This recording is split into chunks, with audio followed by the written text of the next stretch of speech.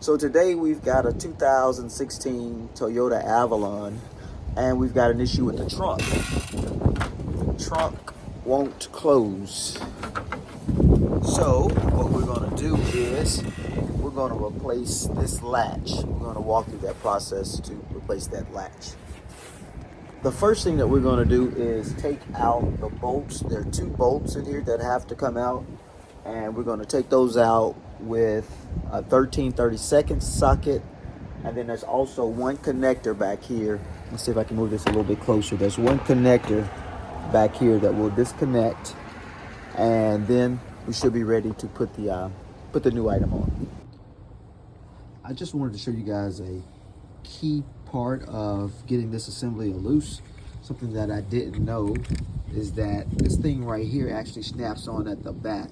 So you have to get a screwdriver, a flathead screwdriver or something to take that part out, push it back, and then once you get that open, then you'll have access to view. Sorry about that, I'm trying to get this thing. Then you'll be able to see the long rod and what's needed there. And you can see how that's just looped in there like so.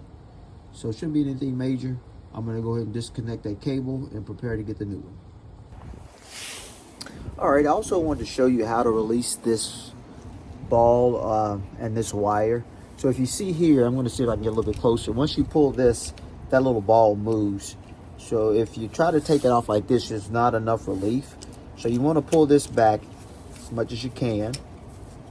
And then after that's pulled back, then you'll have enough play to release the little ball. Again, you have to pull this handle back in order to release it. You will not be able to release that handle if it's release this ball if that handle is in that position. So again, I'm gonna pull that back like so. And now I should be able to release that ball. It's a little bit hard to get to in there.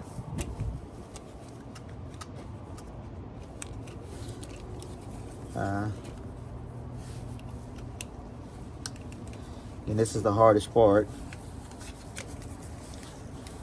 Just getting that little ball out of there.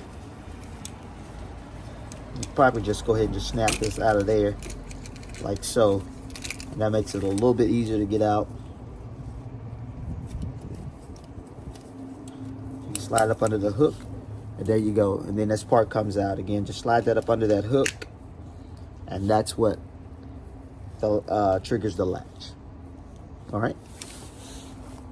So I did get the new latch put on, got the ball and the rod connected there.